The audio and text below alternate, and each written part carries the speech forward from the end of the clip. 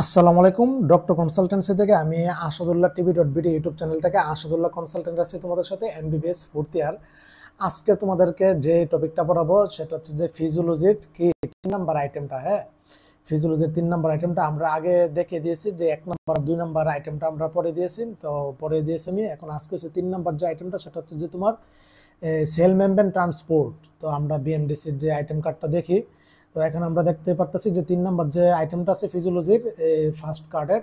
তো cell membrane transport, active and passive transport কি জিনিস জানবো, এক্সোসাইটিস অ্যান্ড এন্ডোসাইটোসিস জানবো, তারপরে ইন্টারসেলুলার কমিউনিকেশন আমরা আজকে জানবো।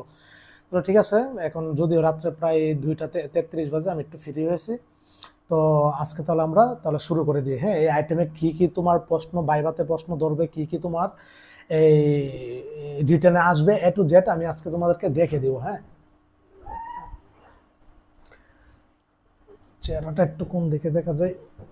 আচ্ছা ঠিক আছে, এখানে থেকে দেখো যে এই 3 নাম্বার যে আইটেমে at first most very very বিবি ফর বাইবা, মানে very very important for viva, বিবিআই মানে ভেরি ভেরি ইম্পর্টেন্ট ফর বাইবার জন্য এটা মোস্ট ইম্পর্টেন্ট একটা টপিক, বুঝতে পারছো? তাহলে আমার এখান থেকে এই বাইবা প্রশ্ন ধরবে যে হোয়াট ইজ মেমব্রেন ট্রান্সপোর্ট, তারপরে হচ্ছে name the membrane transport process with example. এটা তোমার রিটেনে আসবে, বুঝতে পারছো? এখান থেকে আরেকটা define and classify bio transport system, এটা রিটেনে, এটা তো ইম্পর্টেন্ট না। তুমি list the transport process across the cell membrane with example, এটা রিটেনে আসবে অথবা classify membrane transport process with example. এই তারপর হচ্ছে list the process by the which substance cross the cell membrane. এগুলি সবগুলি একই প্রশ্ন, এই সবগুলি প্রশ্ন উত্তর একই। এই প্রশ্নটা তোমার রিটেনে আসবে, বাইবাতে ধরবে, বুঝতে পারছো? তাহলে একটু দেখি আমরা কিভাবে এটা লিখতে হবে, কিভাবে বলতে হবে। তো এট ফার্স্ট আমার জানতে হবে মেমব্রেন ট্রান্সপোর্ট কি, হোয়াট ইজ মেমব্রেন ট্রান্সপোর্ট। হ্যাঁ, it is a biophysiochemical phenomenon by which different substances are transported across the cell membrane from inside to outside the cell and vice মানে sell, বুঝতে পারছো? and vice versa। তো বিষয় হচ্ছে যে এই membrane transport জিনিসটা হচ্ছে একটা আমার বায়োফিজিও আর কেমিক্যাল একটা কি ফিনোমেনন, হুইচ ডিফারেন্ট সাবস্টেন্স, বিভিন্ন সাবস্টেন্সগুলো হচ্ছে আমার কি ট্রান্সপোর্ট করবে, এর মানে এই সেল মেমব্রেনের মধ্যে আমার ট্রান্সপোর্ট অ্যাক্রস করবে তোমার ইনসাইড টু আউটসাইড, বুঝতে পারছো? ভিতর থেকে বাইরে আমার যে ট্রান্সপোর্ট প্রসেসটা হবে, এই জিনিসটাকে বোঝাচ্ছে আমার কি সেল মানে মেমব্রেন ট্রান্সপোর্ট। এটা তোমার ডেফিনেশনটা তোমার ধরবে, বুঝতে পারছো? এটা রিটেন ভাবে লিখবে, এটা ধরবে। তাহলে আমরা সেল মেমব্রেন ট্রান্সপোর্টের তোমার এই টাইপ কয়টা আছে? টাইপ হচ্ছে তোমার, এটা হচ্ছে কয়েকভাবে তোমার ক্লাসিফাই করা যায়। একটা হচ্ছে আমি যদি এই ম্যাক্রোমলিকুল ভাবে ক্লাসিফিকেশন করি, ম্যাক্রো ট্রান্সপোর্ট প্রসেস হচ্ছে তোমার ম্যাক্রোমলিকুল ভাবে হচ্ছে 2 টাইপের আছে, একটা হচ্ছে এক্সোসাইটোসিস, একটা হচ্ছে এন্ডোসাইটোসিস, বুঝতে পারছো? এটা কিন্তু রিটেনে এভাবে লিখতে হবে, এক্সোসাইটোসিস, এন্ডোসাইটোসিস। এক্সোসাইটোসিস জিনিসটা কি? The process by which cell release macromolecules to the exterior is called exocytosis. মানে বুঝতে পারছো এক্সোসাইটোসিস জিনিসটা কি? তার মানে হচ্ছে এটা হচ্ছে এমন একটা প্রসেস যেটা রিলিজ করবে macromolecule exterior is called exocytosis. মানে হচ্ছে তোমার এই মানে সেল থেকে না তোমার যে জিনিসটা রিলিজ করবে, এই জিনিসটা হচ্ছে তোমার এক্সোসাইটোসিস। তাহলে আমরা উদাহরণ কিভাবে বলতে পারি, যেমন নিউরোট্রান্সমিটার, তারপর হচ্ছে হরমোন, এনজাইম, তারপর হচ্ছে তোমার প্রোটিন, এগুলি সেলের একটা গ্র্যান্ড থেকে কিন্তু সিক্রেশন হয়, বুঝতেছো? এক্সোসাইটোসিস। আর এন্ডোসাইটোসিস যে জিনিসটা, এটা হচ্ছে যে তোমার it is the reverse of exocytosis, the process by which is cell take up large molecule is called endocytosis, বুঝতে পারছো? এই এন্ডোসাইটোসিস হচ্ছে তোমার এই মানে এক্সোসাইটোসিস হচ্ছে তোমার অনেক ক্ষুদ্র এমনকি ছোট, কিন্তু এন্ডোসাইটোসিস হচ্ছে তোমার লার্জ, বুঝতে পারছো? এই এন্ডোসাইটোসিসটা আবার 2 টাইপের আছে, একটা হচ্ছে তোমার এই ফেনোসাইটোসিস আর একটা হচ্ছে তোমার ফেগোসাইটোসিস। তো ফেনোসাইটোসিসের তোমার এক্সাম্পলটা তোমার কেমন কইতেছে, যেমন এই তোমার প্রোটিন, ভিটামিন, এগুলি একদম ক্ষুদ্র একদম মাইক্রো, একদম তোমার কি ম্যাক্রোমলিকুল, বুঝতে পারছো? যেমন এই ফেনোসাইটোসিস। আর হচ্ছে তোমার এই ফেগোসাইটোসিস হচ্ছে তোমার ইয়ার পিনোসাইটোসিস থেকে হচ্ছে তোমার বড়, যেমন ফেগোসাইটোসিস যেমন সেল আছে ম্যাক্রোফেজে, যেমন ব্যাকটেরিয়া আছে, তারপরে হচ্ছে তোমার ডেড সেল আছে, তারপরে হচ্ছে তোমার টিস্যু ডেরিভেটিভস আছে, এগুলি, বুঝতে পারছো? তো তোমার এখান থেকে তোমার ডেফিনেশনটা দিবা আর সে এক্সাম্পলটা দিবা, বাস হয়ে যাবে। এটা হচ্ছে আমার কি এর উপর ভাগ করছি, আমি ম্যাক্রোমলিকুলের উপর ভাগ করছি। আরেকটা আমি হচ্ছে তোমার ট্রান্সপোর্ট প্রসেসটা আমার মাইক্রোমলিকুলের উপর ভিত্তি করে আমি ভাগ করতে পারি কয়েক ভাগে, মানে দুই ভাগে, একটা অ্যাক্টিভ ট্রান্সপোর্ট আর একটা হচ্ছে প্যাসিভ ট্রান্সপোর্ট। ওইটা আমি আগেরটা বলতেছি ম্যাক্রোমলিকুলের উপর, আর এটা হচ্ছে মাইক্রোমলিকুলের উপর আবার তোমার দুই ভাগে ভাগ করতে পারি ট্রান্সপোর্টটাকে, একটা হচ্ছে অ্যাক্টিভ ট্রান্সপোর্ট, একটা হচ্ছে প্যাসিভ ট্রান্সপোর্ট। এটা ধরবে ভাইবাতে বলবো যে অ্যাক্টিভ ট্রান্সপোর্ট হচ্ছে তোমার আবার দুই ভাগে ভাগ করা যায়, একটা হচ্ছে প্রাইমারি অ্যাক্টিভ ট্রান্সপোর্ট আর একটা হচ্ছে তোমার secondary active transport. Primary active ট্রান্সপোর্টের উদাহরণ করে এক্সাম্পল করে তোমার ধরবে জানতে চাইবে, sodium potassium pump, calcium ATP pump, তারপর হচ্ছে তোমার হাইড্রোজেন পটাশিয়াম এটিপি পাম্প। এটা ধরবে এমসিকিউ তো আসবে, রিটার্নে আসবে, ভাইভাতে আসবে। আর সেকেন্ডারি অ্যাক্টিভ ট্রান্সপোর্ট আছে আরেকটা। তো আবার এটা হচ্ছে তোমার অ্যাক্টিভ ট্রান্সপোর্ট। আর প্যাসিভ ট্রান্সপোর্টকে আবার দুই ভাগে ভাগ করা যায়, একটা হচ্ছে তোমার অসমোসিস আর একটা হচ্ছে ডিফিউশন। অসমোসিসের মধ্যে হচ্ছে সিম্পল ডিফিউশন আর একটা সিম্পল, না ডিফিউশনকে আবার দুই ভাগে ভাগ করা যায়, একটা সিম্পল ডিফিউশন আর হচ্ছে ফ্যাসিলিটেড ডিফিউশন। এগুলো আমরা বিস্তারিত পরে জানবো, বুঝতে পারছো। আর সেকেন্ডারি অ্যাক্টিভ ট্রান্সপোর্টকে আবার দুই ভাগে ভাগ করা যায়, একটা হচ্ছে তোমার কো ট্রান্সপোর্ট আর একটা হচ্ছে তোমার কাউন্টার ট্রান্সপোর্ট।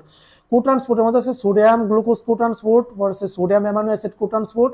কাউন্টার ট্রান্সপোর্টে আছে তোমার sodium calcium counter transport, sodium hydrogen counter transport.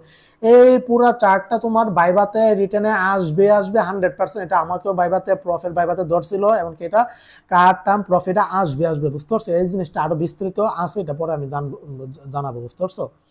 তো এটা হচ্ছে তোমার মেকানিজমটা, বুঝতে পারছো। এই মেকানিজম একটু পরে তোমরা জানতে পারবা। এটা হচ্ছে তোমার এই যে গাইটনের একটা মেকানিজম। তো যাও, তো এই ক্লাসিফিকেশনটা তোমার জানতে লাগবে। এই প্রশ্নটা মুখস্থ করো, সুন্দরভাবে শিখো, লিখো, 5 মার্ক পেয়ে যাবা, বুঝতে পারছো। একটা রিটেনের প্রশ্ন বললা দিলাম। এখান থেকে ভাইবা থেকে কিছু জিজ্ঞাসা করবে না। এখান থেকে এভাবে জিজ্ঞাসা করবে যে প্রাইমারি অ্যাক্টিভ ট্রান্সপোর্টের এক্সাম্পলগুলি কি কি দাও তো, এমসিকিউ তো এভাবে আসবে, রিটেনও এভাবে আসবে, ভাইবা তো এভাবে। সেকেন্ডারি অ্যাক্টিভ ট্রান্সপোর্টকে কয় ভাগে ভাগ করে এমনকি এক্সাম্পলগুলি জানতে চাইবে, বুঝতে পারছো। আর সম্পূর্ণ প্রসেসটা জানতে চাইবে, ট্রান্সপোর্ট অ্যাক্টিভ প্রসেসের ক্লাসিফিকেশনটা টাইপটা। এদিক দিয়ে আর আমার কোনো কিছু জানতে হবে না, ভাইবাতে এদিক দিয়ে দেওয়ার মতো নয়। এই যে এবার আসি define active transport with classification, প্রশ্নটা আসবে, বুঝতে পারছো। অথবা list the active transport process across the cell membrane with example each. এটা তোমার রিটেনে আসবে, ভাইবা তো ধরবে। তাহলে আমি অ্যাক্টিভ ট্রান্সপোর্ট জিনিসটা আমরা ওই যে পড়ে আসছি, তাহলে এবার এটা অ্যাক্টিভ ট্রান্সপোর্ট জিনিসটা কি। Active transport means movement of molecules or ion across the living cell membrane কি uphill against concentration gradient or an electrical or pressure gradient in combination of carrier protein with expanding of metabolic energy। মোট কথা আমি সহজ বাংলা ভাষা বুঝা দেই, active transport হচ্ছে তোমার এমন একটা ট্রান্সপোর্ট প্রসেস যেটা হচ্ছে তোমার এনার্জির শক্তি প্রয়োজন হবে, বুঝতে পারছো, সেলের ভিতরে যাইলে অথবা বাইরে থেকে আসলে। এটা হচ্ছে মেন বিষয়টা, কিন্তু ডেফিনেশন এটা তোমার মুখস্থ বলতে হবে, ডেফিনেশন মতো বলতে হবে। এখানে আফিল এগেইনস্ট কনসেন্ট্রেশন গ্রেডিয়েন্ট, এই জিনিসটা বলতে হবে, বুঝতে পারছো। কনসেন্ট্রেশন গ্রেডিয়েন্ট হচ্ছে তোমার সেম রাখবে, বুঝতে পারছো, এটা কোনো কমাবেও না বাড়াবে না। তো এই ডেফিনেশনটা দিবা, এটা হচ্ছে তোমার, এটা হচ্ছে একটা লেকচার, অথবা তুমি এই ডেফিনেশনটা দিতে প্রথম ডেফিনেশনটা বলবে, এটা সুন্দর, বুঝতে পারছো। এটা হচ্ছে স্যার সলিমুল্লাহ মেডিকেল কলেজের লেকচারে এই ডেফিনেশনটা দিয়েছিল। এটা হচ্ছে তোমার মেন মেকানিজমটা। এই ডেফিনেশনটা দেওয়ার পরে তুমি এই ফিগারটা ড্র করবা, রিটেনে এটা আসবে, বুঝতে পারছো। এই ফিগারটা ড্র করলে কিন্তু তুমি ফুল মার্ক পেয়ে যাবা। এই ফিগারটা আমি একটু পরে বলতেছি। এখানে এটা হচ্ছে অ্যাক্টিভ ট্রান্সপোর্ট হচ্ছে সোডিয়াম পটাশিয়াম পাম্প, এটা বুঝতে পারছো। এই সোডিয়াম পটাশিয়াম পাম্পটা হচ্ছে তোমার, এটা হচ্ছে একটা সেল, বুঝতে পারছো। সেলের ভিতরে আমরা, এটা হচ্ছে তোমার ইনসাইড আর এটা হচ্ছে তোমার আউটসাইড, বুঝতে পারছো। তাহলে আমরা দেখি, এটা হচ্ছে সেলের ভিতরে, এটা হচ্ছে সেলের বাইরে, বুঝতে পারছো। এখানে হচ্ছে আমরা সেলের ভিতরে, এটা একটা চ্যানেল, বুঝতে পারছো। এটা হচ্ছে তোমার ঘটনা কি ঘটবে জানো, তিনটা সোডিয়াম হচ্ছে তোমার কি ভিতর থেকে বাইরে চলে যাবে, আর দুইটা পটাশিয়াম হচ্ছে তোমার বাইরে থেকে ভিতরে ঢুকবে, বুঝতে পারছো। এভাবে কিন্তু তোমার অ্যাক্টিভ ট্রান্সপোর্টটা তোমার কমপ্লিট হয়ে থাকে। তাহলে এটা আমি একটু বিস্তারিত একটু তোমাদেরকে বলি। এই অ্যাক্টিভ ট্রান্সপোর্টের কিছু ক্যারেক্টারাইজ আছে, বুঝতে পারছো, আমি তো বললাম। আচ্ছা, ওই পাম্পটা পরে বলবো। অ্যাক্টিভ ট্রান্সপোর্টের কিছু বৈশিষ্ট্য আছে। এই যে অ্যাক্টিভ ট্রান্সপোর্ট হবে, সংগঠিত হবে, এখানে তোমার কিছু বৈশিষ্ট্য আছে, যেমন এক transport occurs against chemical or electrical gradient. এই ট্রান্সপোর্টটা তোমার একটা হচ্ছে ইলেকট্রিক্যাল আর হচ্ছে কেমিক্যাল একটা গ্রেডিয়েন্টের বৈশিষ্ট্য থাকতে হবে। মেমব্রেন মাস্ট বি প্রেজেন্ট, এখানে মেমব্রেন থাকতে হবে, দেখতে পাচ্ছ। এই যে এটা একটা সেল মেমব্রেন, এখানে মেমব্রেন থাকতে হবে অ্যাক্টিভ ট্রান্সপোর্ট করার ক্ষেত্রে। এই তোমার বৈশিষ্ট্যগুলি, এটাও তুমি আসবে। এনার্জি ইজ নেসেসারি, এখানে এনার্জি প্রয়োজন পড়বে, যেমন এখানে হচ্ছে এনার্জি যে এটিপি এইচ কিন্তু প্রয়োজন পড়তেছে এখানে। তারপর হচ্ছে তোমার saturation of carrier protein or exo, তারপর হচ্ছে energy occurs, exhaustion energy, মানে এখানে হচ্ছে তোমার কি ক্যারিয়ার প্রোটিনও দরকার পড়বে, এনার্জিও দরকার পড়বে, এটা হচ্ছে একটা ক্যারিয়ার প্রোটিন, বুঝতে পারছো? তারপর হচ্ছে তোমার there is maximum rate of transport of substance, এখানে ম্যাক্সিমাম যে যে সাবস্টেন্সগুলি থাকা প্রয়োজন এগুলি থাকতে হবে, সু specific for iron sugar and amino acid, এখানে আয়রন থাকতে হবে, অ্যামাইনো অ্যাসিড থাকতে হবে, সুগার থাকতে হবে, বুঝতে পারছো? এটা হচ্ছে বৈশিষ্ট্য। তারপর হচ্ছে তোমার ক্লাসিফিকেশন, আমি হচ্ছে অ্যাক্টিভ ট্রান্সপোর্টকে দুই ভাগে ভাগ করা যায়, একটা হচ্ছে প্রাইমারি অ্যাক্টিভ ট্রান্সপোর্ট, একটা হচ্ছে সেকেন্ডারি অ্যাক্টিভ ট্রান্সপোর্ট। ওই যে ক্লাসিফিকেশন উপর গ্যাস্ট্রিকের ব্যথা উঠতেছে, বুঝতে পারছো? পেট ব্যথা উঠতেছে, বুক ব্যথা করতেছে, রাত্রে বাজে কয়টা? এখন মোটামুটি 2:43 বাজে। ওই যে রাত্রে আসলে একটু রুটি খাইছিলাম তো তেল দিয়ে, এটা তুমি গ্যাস্ট্রিকের ব্যথা উঠছে। তো যাও, তো তোমার প্রাইমারি অ্যাক্টিভ ট্রান্সপোর্ট হচ্ছে তোমার এই primary active transport, secondary active ট্রান্সপোর্টটা জিনিসটা কি? প্রাইমারি অ্যাক্টিভ ট্রান্সপোর্ট হচ্ছে the movement of substance across the cell membrane against chemical or electrical gradient with the active expanding or energy which is derived from ATP or some other high energy phosphate by the help of the carrier protein is called primary active transport. Sodium potassium pump, calcium pump, hydrogen pump.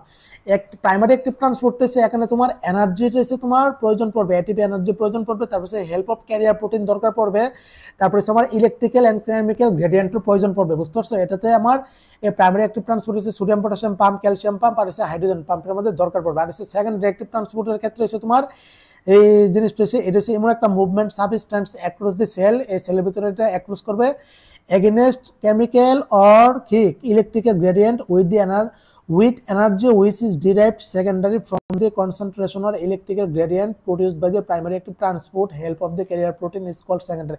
মানে এটা হচ্ছে primary active ট্রান্সপোর্টের মাধ্যমে তোমার সংগঠিত হয়ে থাকে secondary active ট্রান্সপোর্টটা, বুঝতে পারছো? তবে এটা আবার দুই প্রকার, কো অ্যাক্টিভ ট্রান্সপোর্ট আর হচ্ছে কাউন্টার ট্রান্সপোর্ট। কো অ্যাক্টিভ ট্রান্সপোর্ট হচ্ছে তোমার এই সোডিয়াম গ্লুকোজ, তারপর হচ্ছে সোডিয়াম অ্যামাইনো অ্যাসিড, তারপর হচ্ছে তোমার কো ট্রান্সপোর্ট। আর হচ্ছে কাউন্টার ট্রান্সপোর্ট হচ্ছে তোমার সোডিয়াম হাইড্রোজেন, আছে সোডিয়াম ক্যালসিয়াম। এই জিনিসটা আমি সম্পূর্ণ তোমাদেরকে ফিগার আকারে বোঝানো লাগে, বুঝতে পারছো? এগুলি টিউটর আছে, এগুলি বিস্তারিত দেখে দিব, তোমার ভাইভাতে কি কি ধরতে হবে পড়তে হবে এগুলো আমি দেখে দিচ্ছি, বুঝতে পারছো? এগুলি হচ্ছে বোঝানোর বিষয়, এগুলো এভাবে এখন বোঝানো যায়, এগুলো ড্রমও করে বোঝানো লাগে, বুঝতে পারছো?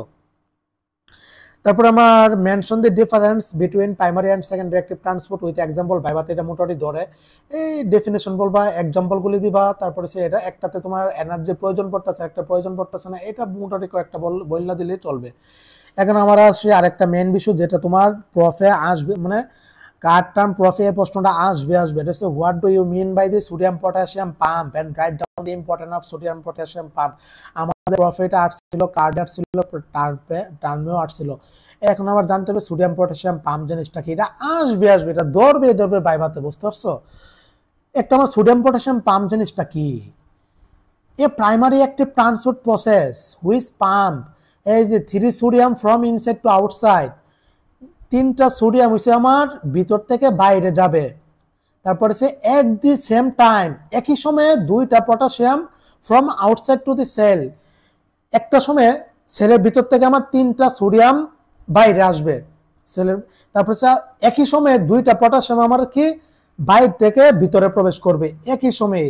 সেল অ্যাক্রস দি সেল মেমব্রেনটা অ্যাক্রস করবে against their concentration gradient with active expenditure of energy from hydrolysis to ATP by the help of carrier protein is called sodium potassium। এখানে ক্যারিয়ার প্রোটিন হচ্ছে তোমার হেল্প করবে, এই যে বাইরে যাবে ভিতরে প্রবেশ করতেছে, 3টা সোডিয়াম ভিতর থেকে বাইরে যাইতেছে সেলের ইনসাইড টু আউটসাইড, আর একই সময়ে 2টা পটাশিয়াম বাইরে থেকে ভিতরে ঢুকবে একই সময়ে, আর এই জিনিসটাতে তোমার হেল্প করবে হচ্ছে তোমার কি ক্যারিয়ার প্রোটিনটা, বুঝতে পারছো? এই জিনিসটাই তোমার কি সোডিয়াম পটাশিয়াম পাম্প। এখন আমার মেকানিজমটা জানতে হবে, মেকানিজমটা কি, কিভাবে সংগঠিত হয়, রিটেনে আসবে, ঠিক এইভাবে লিখবা। এখন হচ্ছে তোমার প্রাইমারি অ্যাক্টিভ ট্রান্সপোর্ট, এই সোডিয়াম পটাশিয়ামটা হচ্ছে তোমার একটা প্রাইমারি অ্যাক্টিভ ট্রান্সপোর্ট আমরা জানি। তাহলে তোমার carrier protein for sodium potassium pump has alpha and beta subunit. এখানে এক্ষেত্রে 2টা সাব ইউনিট থাকে, বুঝতে পারছো? একটা হচ্ছে আলফা আর একটা হচ্ছে বিটা সাব ইউনিট থাকে। তারপরে হচ্ছে তোমার inner portion of alpha sub unit has 3 binding site for sodium. এই যে এই তোমার আলফা সাব ইউনিটের জন্য 3টা বাইন্ডিং সাইট থাকবে, সোডিয়ামটা বসার জন্য 3টা বাইন্ডিং সাইট থাকবে, বুঝতে পারছো। আর 3 নম্বর হচ্ছে near the sodium binding site alpha sub unit ATP, এটিপির জন্য তোমার একটা বাইন্ডিং সাইট থাকবে outer portion of alpha sub ইউনিটেজ two binding site for potassium.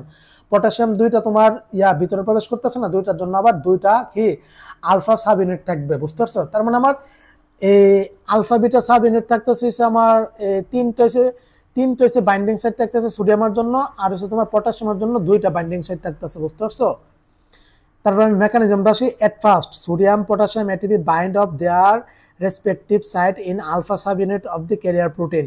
Career protein, আচ্ছা এই যে তিনটা কি, এই যে মানে সোডিয়াম পটাশিয়াম যে তোমার বাইরে যাবে ভিতরে যাবে আবার বাইরে যাবে, এটা বাইন্ডিং সাইডের মাধ্যমে আসে, বুঝতে পারছো। এই আলফা সাব ইউনিট সাইড হচ্ছে ক্যারিয়ার প্রোটিনের মাধ্যমে হচ্ছে এই আলফা সাব ইউনিটটা থেকে, তারপর হচ্ছে breakdown of ATP of the ATP থেকে এডিপি তৈরি হবে, হাই এনার্জি ফসফেট তৈরি হবে, বুঝতে পারছো। এখানে যে একটা এনার্জি লাগবে, ভিতরে যাবে বাইরে যাবে, এনার্জিটা হচ্ছে তোমার এই যে এটিপি টু এডিপির মাধ্যমে এনার্জিটা তোমার প্রডিউস হবে, তারপরে ফসফেট বাইন্ডিং করবে phosphorylation site of alpha sub unit of carrier protein. Carrier প্রোটিনের জন্য তোমার ফসফোরাইলেশন হবে, তারপর হচ্ছে conformation of change of the carrier protein. Carrier প্রোটিনটা চেঞ্জ হবে, তারপর হচ্ছে এক মানে এটা হচ্ছে তোমার একটা হচ্ছে তোমার ইফ্লাক্স হবে হচ্ছে 3টা সোডিয়াম, আর হচ্ছে ইনফ্লাক্স হবে হচ্ছে তোমার 2টা পটাশিয়াম। ইফ্লাক্স মানে বাইরে বের হয়ে যাওয়া, ইনফ্লাক্স মানে ভিতর প্রবেশ করা, বুঝতে পারছো। এই ফিগারটা ড্র করবা আর মেকানিজমটা এই 3টা লিখলে তোমার আনসার ওকে, বাস। তারপরে হচ্ছে তোমার একটু টিউটোরিয়াল নিয়ে, এগুলি বোঝার বিষয় তো, এগুলি সুন্দর, এগুলি আছে ওই কিনা অ্যানিমেশন আছে, অ্যানিমেশন দ্বারা সুন্দরভাবে বুঝতে পারবা। মেকানিজম জিনিসটা তুমি অ্যানিমেশন আকারে মনে রাখবা, বুঝতে পারবা, বুঝতে পারছো। এই ইম্পর্টেন্ট কি এই জিনিসটা, ফিজিওলজিক্যাল ইম্পর্টেন্ট আছে, it is responsible for the generation of membrane potential. এই জিনিসটা যে ঘটলো এটা আমার কি কাজে দেয়, এটা হচ্ছে মেমব্রেন পটেনশিয়াল হচ্ছে আমার কি কাজে দেয়, বুঝতে পারছো। এই যে আমাদের মানে অ্যাক্টিভ পটেনশিয়াল হয় না, এই পটেনশিয়াল জিনিসটা ঘটা, বুঝতে পারছো। Establishing negative active voltage inside the সেলের ভিতর আমার নেগেটিভিটি চার্জ তোমার প্রডিউস করে, তারপর সে কন্ট্রোল সেল ভলিউমটা কন্ট্রোল করে। এই তোমার সোডিয়াম পটাশিয়াম পাম্পের মাধ্যমে কি কি হইতেছে দেখো, অলরেডি 3টা জানছি। It is the basis of nerve and muscle function. Nerve and muscle ফাংশনটা মেনটেন করে এই তোমার সোডিয়াম পটাশিয়াম পাম্পের মাধ্যমে। তারপর হচ্ছে provide energy for the secondary active transport. এই ট্রান্সপোর্টের মাধ্যমে আমার সেকেন্ডারি অ্যাক্টিভ ট্রান্সপোর্টটা তোমার হেল্প করে, বুঝছো। কতগুলো ইম্পর্টেন্ট, তো তোমার এই জিনিসটা কাজে লাগবে। এখন আমার সোডিয়াম পটাশিয়াম পাম্পের কিছু ক্লিনিক্যালি ইম্পর্টেন্ট আছে। ক্লিনিক্যাল মানে মেডিকোলজিক্যাল। Sodium potassium pump inhibitor digitalis used in heart failure ক্ষেত্রে কাজ করে এটা। Dopamine in the kidney inhibit the sodium potassium pump, মানে ডোপামিনের মধ্যে সোডিয়াম পটাশিয়াম পাম্পের ক্ষেত্রে এটা কাজ করে। এটা ক্লিনিক্যালি ইম্পর্টেন্ট কি, যাক এই জিনিসটা আমার ধরবে, এটা জানতে হবে। সোডিয়াম পটাশিয়াম পাম্পটা তোমার এতটুকু বলতে হবে, জানতে হবে, বুঝতে পারছো। এখানে আর কিছু পড়ার দরকার নাই, সোডিয়াম এগুলি কোনো দরকার নাই, এগুলি বাইবাতে আসবে না, রিটার্নও আসবে না। তারপরে আমার যেটা দরকার পড়বে সেটা হচ্ছে মোস্ট ইম্পর্টেন্ট কো ট্রান্সপোর্ট অ্যাক্টিভ সম্পর্কে তোমার শর্ট নোট আসতে পারে, বাইবাতে ধরবে। এক্সাম্পল অফ কো ট্রান্সপোর্ট, ওই যে আমি বলছি যে কো ট্রান্সপোর্ট এক্সাম্পল দাও, এই যে সোডিয়াম গ্লুকোজ কো ট্রান্সপোর্ট, সোডিয়াম অ্যামিনো অ্যাসিড কো ট্রান্সপোর্ট, এটা কিন্তু এক্সাম্পল জানবে, বুঝতে পারবে। সবগুলি ট্রান্সপোর্টের এক্সাম্পল তুমি জানবা, এটা বাইবার জন্য। আর তারপরে আমার ইম্পর্টেন্ট ফর বাইবার জন্য এক্সাম্পল অফ ওই যে কাউন্টার ট্রান্সপোর্টের এক্সাম্পল আমি বলছি জানার জন্য, sodium calcium counter transport, sodium hydrogen counter transport. এটা বাইবাতে কিন্তু ধরবে রিটেনে এটা আসবে না, কিন্তু বাইবাতে ধরবে। এই এক্সাম্পল আমি প্রথমে বলছি এই ক্লাসিফিকেশনটা পড়ানোর সময়, এদিক দিয়ে আর ইম্পর্টেন্ট কোনো কিছু ধরবে না। এদিক দিয়ে আমার ইম্পর্টেন্ট এমসিকিউর জন্য তোমার factor affecting rate of ডিফিউশনের example করে পড়বে, একটু এমসিকিউর জন্য। এদিক দিয়ে আর কোনো কিছু ইম্পর্টেন্ট নাই, এদিক দিয়ে কোনো কিছু ধরবে না। একটা প্রশ্ন, define simple diffusion and facilitated diffusion with example. বাইবার জন্য ইম্পর্টেন্ট, বাইবার জন্য এটা ডেফিনেশনটা, এটা মুভমেন্ট, এটা ডেফিনেশনটা পড়ে নিবা, এগুলো তোমরা ইন্টারপ্রিট আসছো। এই যে difference between simple and facilitated diffusion বাইবার জন্য ধরতে পারে। সিম্পল ডেফিনেশন আর ফ্যাসিলিটেড ডিফিনেশনের কি এক্সাম্পলগুলি, বুঝতে পারছো। এটা নিজের মতো করে পড়ে নিবে, এটা আমাদের বোঝানোর কিছু না, কিছু বিষয় আছে মুখস্থে। এই যে রিটেনে আসবে difference between active transport and facilitated diffusion, অথবা write down the complete the active transport and facilitated diffusion. এটা সম্পূর্ণভাবে রিটেনের জন্য টেবিলটা পড়বা, বুঝতে পারছো। এটা হচ্ছে তোমার একটা হচ্ছে মুভমেন্ট অকার, অ্যাক্টিভ ট্রান্সপোর্টের তোমার কি এগেনস্ট অকার অ্যান্ড ইলেকট্রিক্যাল গ্রেডিয়েন্ট, আর এটা হচ্ছে তোমার ইলেকট্রিক্যাল গ্রেডিয়েন্ট হচ্ছে তো টুয়ার্ড কনসেন্ট্রেশন, আর হচ্ছে এগেনস্ট, তারপরে যে এনার্জি রিকোয়ারমেন্ট, এটা হচ্ছে এনার্জি রিকোয়ারমেন্ট প্রয়োজন, এটাতে নাই ফেসিলিটি। তারপরে যে একটা হচ্ছে তোমার ডিরেকশন অফ মুভমেন্ট, এটা ইউজুয়ালি কি ইউনিট ডিরেকশনাল, আর এটা হচ্ছে তোমার কি ক্যান নট, লাগছে প্রচুর প্রচুর ক্ষুধা লাগছে। রুল অফ ক্যারিয়ার প্রোটিন, এটা হচ্ছে তোমার প্রয়োজন আছে, এটা আমাদের প্রয়োজন নাই, টেবিলটা মুখস্থ করে ফেলবে, এগুলো বোঝার কিছু নেই। Write down the short note, primary active transport আর হচ্ছে ফ্যাসিলিটেটিভ, এটাও পড়ে ফেলবা, এটা একবার 2-3 বার দেখলে পারবা, এটা মোস্ট ইম্পর্টেন্ট, এটা আসার মতো। Difference between the active and passive ট্রান্সপোর্টের ডিফারেশন, এটা সুন্দরভাবে মুখস্থ করে ফেলবা, এটা ধরবে মুভমেন্ট, তারপরে হচ্ছে energy requirement, career protein, membrane, তারপরে হচ্ছে স্যাচুরেশন অফ ক্যারিয়ার, এই 4-5টা তোমার মনে রাখবো অটোমেটিকলি, 1-2 বার পড়লে তুমি পারবা, বুঝতে পারছো? এগুলি বোঝানোর কোনো কারণ নাই, বোঝানোর কোনো, অসমোসিসের ডেফিনেশনটা ধরতে পারে পরে নিও। তারপরে হচ্ছে তোমার এদিক দিয়ে আর কোনো কিছু ধরবে না। প্রচুর ক্ষুধা লাগছে আমার, খাইতে